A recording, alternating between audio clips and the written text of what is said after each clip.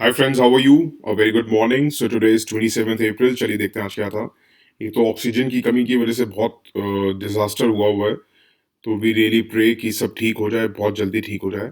But मेरी आप लोगों से रिक्वेस्ट यही है कि जब अटेम्प्ट देते हैं, देखिए अगर सपोज कीजिए, अगर वैसे आपसे पूछा जाता है इंडिया पाकिस्तान का जब डिस्प्यूट होता है या कुछ भी होता है, तो आप यही कहेंगे यार घर में घुस के मारो सालों को।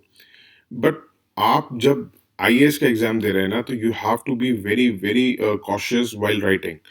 तो लिखते टाइम ये याद रखिएगा कि क्या लिखना है क्या नहीं। तो पैंडेमिक के सिचुएशंस पे या उससे रिलेटेड कभी भी कोई क्वेश्चन आए, तो जितना इम्पैक्ट हमें आपको बताया है उतना ही करिएगा। उसमें कुछ भी अपडेट होगा, we will let you know. But उसमें गलती से भी ज़्यादा मत, डेली की न्यूज़ का, ऑक्सीजन का, ये वो सब मत लिखिएगा। बताने को तो पॉइंट्स बहुत हैं। आपको पता होगा सीटी स्कैन्स की कमी हुई हुई है, लोगों को ऑक्सीजन नहीं मिल रही है, टैंकर्स नहीं मिल रहे हैं, लोग मर रहे हैं। मतलब इवन अगर आप प्रोटोकॉल फॉलो नहीं कर रहे हो, एम्बुलेंस में नहीं जा रहे हो, तो एडमिशन नहीं मिल रहा है। तो ऐसे पॉइंट्स बहुत हैं। बट देखिए हमने जो ये निकाला है, शुरू किया है, ये एक एबीपी न्यूज़ या आज तक न्यूज़ चैनल शुरू नहीं किया है। ये बेसिकली आपको देगा लोकसभा न्यूज़, राज्यसभा न्यूज़ जैसी चीज़ है, और डीडी न्यूज़ जैसी चीज़ें, जहाँ पे सिर्फ काम की बात होगी जो इस टाइम पर्टिकुलरली आपके एग्जाम के लिए ज़रूरी है। तो वी रियली होप कि सब ठीक हो जाए। बट आप अपना आंसर लिखते टाइम जितना हम बता रहे हैं उन्हीं को ऐड करिए पॉइंट्स को। अननेसेसरी दूसरी चीज़ें सुन के या दूसरे एनालिसिस सुन के अननेसेसरी अपने बर्डन मत कीजिएगा अपने आप को। दूसरा, ऑस्कर्स का आपने देखा होगा, वो हमारे लिए कुछ भी इंपॉर्टेंट नहीं है। पढ़ना चाहे, आपका इंटरेस्ट है, जो उनको शौक है मूवीज देखने का, वो देख सकते हैं। It's not important for prelims, it's not important for mains. आज तक नहीं आया कुछ भी रिलेटेड क्वेश्चन। एक तो याद रखिएगा, एडिटोरियल पे ओईसीडी का था। ओईसीडी का आप 22 जनवरी का लेक्चर रेफर करिएगा, बहुत इंपॉर्टेंट लेक्चर है। इसमें ओईसीडी के साथ साथ हमने डिफरेंट क्लाइमेट टॉक्स भी हैं, जिसमें हमने जो डिस्कस की थी हिस्ट्री वगैरह। थोड़ा सा ये देख लीजिएगा, लेक्चर भी इंपॉर्टेंट है 22 जनवरी का।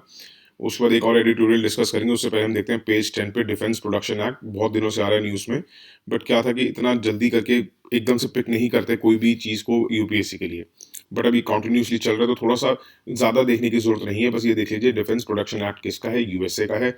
ये इसमें बेसिकली ये है कि वहाँ की जो भी लोकल प्रोडक्शंस हैं, जब ये इनैक्ट किया जाता है, तो वो फेडरल गवर्नमेंट के ऑर्डर्स को पहले प्रायोरिटाइज करेगी ओवर अदर ऑर्डर्स। मतलब अगर आज आपकी कंपनी है और आप यूएसए के सिटीजन है और आपने अपनी कंपनी खोल रखी है, आप कोई प्रोडक्शन कर रहे हैं, तो अगर डिफेंस प्रोडक्शन एक्ट आ गई है, तो उसमें आपको जो प्रोडक्ट है पहले अपनी कंट्री के लिए, कंट्री को देना होगा।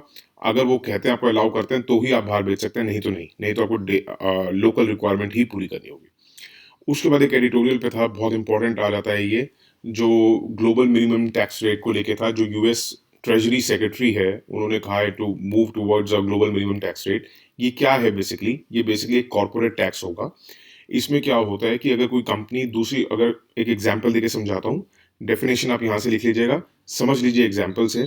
सपोज आप इंडिया में हैं, और इंडिया में अगर आपके पास कॉर्पोरेट टैक्स रेट लगता है 20%, और आपको कोई टैक्स हेवन कंट्री जहाँ पे बहुत कम रेट है टैक्स का, वहाँ 10% है, तो वहाँ आप तो क्या करेंगे ना, आप अपनी कंपनी का बेस वगैरह सब वहाँ शिफ्ट कर देंगे। तो आपको 10% टैक्स पे करना पड़ेगा, 10% आपका बच जाएगा। इसको खत्म करने के लिए ये लेके आ रहे हैं मिनिमम टैक्स रेट। सपोज करिए मिनिमम टैक्स रेट हो जाता है 15%।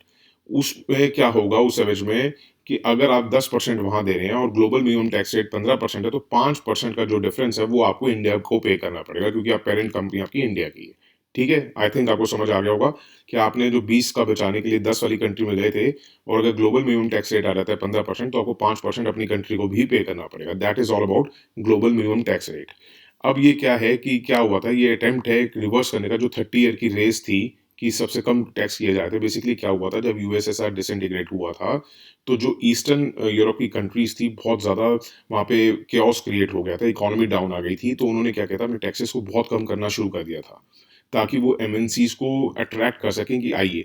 उनको देखते देखते कि वेस्टर्न यूरोप ने भी शुरू कर दिया था कि भैया अगर वहाँ सारी चलेगी तो हमारे पास कौन कंपनीज बचेंगी। तो उसमें बेसिकली क्या होता है, कंट्रीज आपस में लड़ती हैं, अपना टैक्स रेट कम करती रहती हैं, ताकि कंपनीज उनके पास आए जाए। तो उस चीज़ को ये रिवर्स कर रहा है ट्रेंड को। और यूएस ने प्रपोज किया 21% मिनिमम कॉर्पोरेट टैक्स रेट। और उसने ये भी कहा है कि उन कंट्रीज का तो हम एग्जाम्पशंस खत्म कर देंगे, उन कंट्रीज से इनकम के एग्जाम्पशंस को जो ग्लोबल मिनिमम टैक्स रेट को फॉलो नहीं करेंगी। कंपनीज बेसिकली क्या होता है कि अपनी सब्सिडीज खोल देती हैं ताकि वो अपने प्रॉफिट्स को बचा सकें, नहीं तो बहुत ज़्यादा टैक्स देना पड़ जाएगा। तो क्या करते हैं, अपनी सब्सिडीज खोल देती हैं जो लो टैक्स कंट्रीज है, जैसे आयरलैंड है, कैरिबियन नेशंस है, ब्रिटिश वर्जिन आइलैंड्स है, बहामास है, पनामास है, बहुत सारी ऐसी कंट्रीज है जहाँ पे बहुत, जिनको टैक्स हेवन्स कहा जाता है, बहुत मिनिमम टैक्स रेट होता है। तो वहाँ पे वो अपनी सब्सिडीज खोल जाती है, अपनी इनकम सारी वहाँ के थ्रू रूट करती हैं। तो उन चीज़ों को बेसिकली ये रोकने के लिए है ये। और इसमें क्या था कि यूरोपियन कमीशन ने कहा है कि हम आपके प्रपोजल को बैक करते हैं, बट जो ग्लोबल मिनिमम रेट है वो डिस्कस करना चाहिए या डिसाइड करेगा ओईसीडी। ओईसीडी आप प्लीज़ नोट्स में कर लीजिएगा, सेकंड 22 जनवरी, बहुत इंपॉर्टेंट लेक्चर है उस दिन का, देख लीजिएगा। और European Nations including Germany and France ने भी सपोर्ट किया है। ओईसीडी और G20 है, जो आपको पता ही होगा, base erosion and profit sharing initiative को भी कर रहा है along with the US since 2013। Base profit and base erosion and profit sharing का क्वेश्चन भी आया था प्रीलिम्स में। उसमें बस यही पूछा था, what is base erosion and profit sharing recently in news. तो ये इसका मतलब बहुत ईजी था। याद रखिएगा, base erosion and profit sharing क्या है। ये स्ट्रेटजीज हैं जो मल्टीनेशनल कंपनीज यूज करती हैं, जो लूप होल्स देख लेती हैं टैक्स रूल्स में कंट्री के, ताकि उनको टैक्स देने से वो बच सकें। तो उसमें भी यही था कि व्हाट इज बीईपीएस। तो नीचे ऑप्शंस में यही था कि strategy use by multinational companies to evade tax. तो बहुत इजी और सिंपल वे में ही पूछा जाएगा।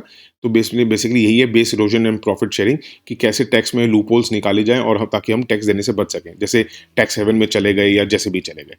इसका थोड़ा-सा नेगेटिव इफ़ेक्ट होगा ग्लोबल, ये जो मिनिमम टैक्स लाए हैं, उसमें एक तो क्या है कि एक तो देखिए, टैक्स लगाना कितना नहीं लगाना, ये सॉवरेन नेशन पे डिपेंड करता है, उन्हीं को डिसाइड करना चाहिए।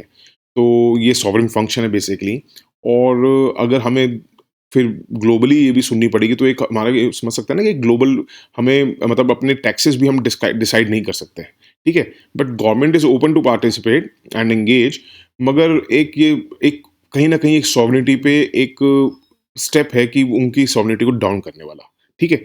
That's it for today. एक बात और है, एक बात याद रखिएगा, जो न्यूज़पेपर आता है, वो सिर्फ़ यूपीएससी के लिए नहीं आता है। ये बात ज़रूर ध्यान रखिएगा जब भी आप नोट्स बनाएँ, क्योंकि मैंने देखा है कि एक कई बच्चे ये सोचते हैं कि जब आया है न्यूज़पेपर में तो एक-एक चीज़, एक-एक वर्ड उसका बहुत इंपॉर्टेंट है, उसको सब नोट करना है। ऐसा नहीं होता है।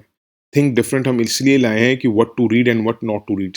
क्या पढ़ना है सबको पता है, क्या नहीं पढ़ना है, क्या-क्या छोड़ना है वो बहुत ज़रूरी होता है।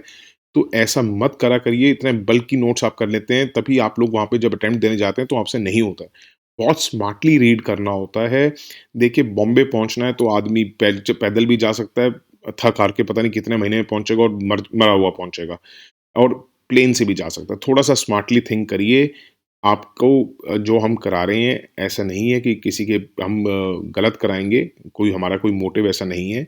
जितनी तरीके से हम बता रहे हैं आपको, उतने तरीके से करिए। न्यूज़पेपर ज़रूर पढ़िए, नोट्स हम जितने बना के दे रहे हैं, उतने ही बनाइए। हमारी यही रिक्वेस्ट है आपसे, बाकी आपकी इच्छा है। और थोड़ा-सा अगर अच्छा लगता है तो प्लीज़ लाइक करिए और थोड़ा शेयर करिए, ताकि हमारी फैमिली बड़ी हो, ताकि हम और चीज़ें भी लेके आएँ। That's it for today. Thank you so much. Have a good day. Bye. Take care.